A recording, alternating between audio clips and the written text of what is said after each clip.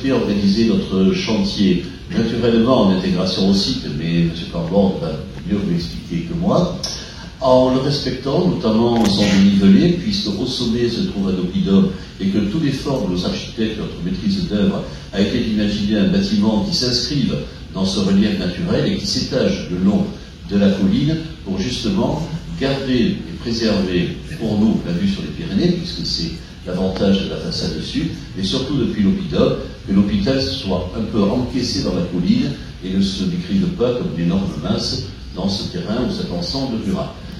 Naturellement, à travers cela, accroître l'attractivité aussi bien pour les patients, car ne nous le cachons pas, nous avons un taux de fuite important de 20% sur ce département, et le souhait naturellement de proposer une offre de soins performante aux patients du territoire. Même chose pour les professionnels, nos vieux hôpitaux ont bien du mal à attirer les jeunes générations. On espère qu'un outil nouveau avec un plateau technique performant répondra mieux à leur aspiration. Et enfin, nous avons souhaité un bâtiment sobre énergétiquement, toujours pareil pour maîtriser nos coûts d'exploitation. La taille d'un hôpital, les hôpitaux neufs, c'est pas tous les jours qu'ils en sortent, même au niveau national. Et localement, même si on est une agence structurée localement, mais il fallait quand même s'associer avec des plus grosses structures, et on est associé avec une agence bordelaise et aussi belge.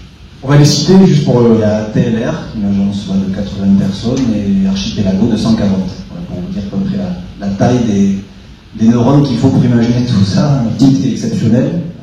Donc vous avez cette colline, donc ça ce sera demain l'arrivée sur le site, la façade avant, et au fond vous voyez l'oppidum, ces chênes centenaires qu'on voit en arrière-plan. Depuis votre slide s'il vous plaît. Donc depuis le haut de la colline, c'est un promontoire, cette vue exceptionnelle qu'on aura sur les montagnes, et on voit sur la droite la piste de l'aéroport. Donc nous, on a travaillé le projet comme un balcon. Quand vous avez un promontoire comme ceci, c'est un belvédère tout à fait naturel qui se crée. Et donc on a voulu une intégration la plus sensible et douce possible, avec des teintes qui se rapprochent des teintes des champs agricoles et de la nature, avec un aménagement paysager fort, que ce soit sur les stationnements en premier plan pour le public qui seront très arborés, des toitures le plus possible végétalisées, et un parking silo pour le personnel en fond du bâtiment. Donc en fait, il y a 4 corps construits. Le premier bâtiment qui sont surtout les hébergements, donc des chambres qui bénéficieront de la vue sur la montagne. Donc ça c'est le bloc sud. Au centre on a le bloc 2 qui est plus technique, c'est toutes les connexions verticales qui vont permettre d'irriguer les différentes entités et pôles de l'hôpital. Le bloc 3 qui sont en plus les urgences, les blocs qui sont des zones plus aveugles, voilà, c'est la 3e strate, et un 4e bloc en plus pour le personnel, les parkings, l'internat et le centre de formation.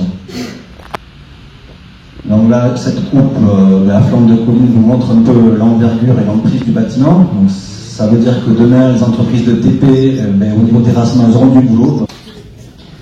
Ça, c'est une vue de l'entrée, le porche d'entrée avec le grand mur rideau vitré qui est la galerie ambulatoire. Là, vous avez une vue du hall d'entrée, d'accueil, et ici de la galerie ambulatoire, avec chaque fois ce panorama qui s'offre à vous. Ça, c'est une vue à l'arrière sur le parking silo pour le parking des personnels. Autre slide. Et ça, donc ça, c'est la façade, la vue que vous aurez en arrivant sur ce site, la façade d'entrée, avec le parking paysager en premier plan. Donc tous les corps, bien sûr, on aura tous les corps de métier. Alors, de quoi faire pour tout le monde, je pense que évidemment tout le monde nous écoute très attentivement. Je voudrais insister, et ce sera la conclusion à tous les deux, quand est-ce que les gens peuvent commencer à se renseigner, quand est-ce que les gens peuvent avoir accès à des documents, et quand est-ce que les gens peuvent, à votre avis, commencer à se regrouper, s'il y avait des conseils à donner, comme on l'avait tout à l'heure. Qui prend la parole, l'architecte ou le directeur adjoint de l'hôpital? Ça commence déjà aujourd'hui.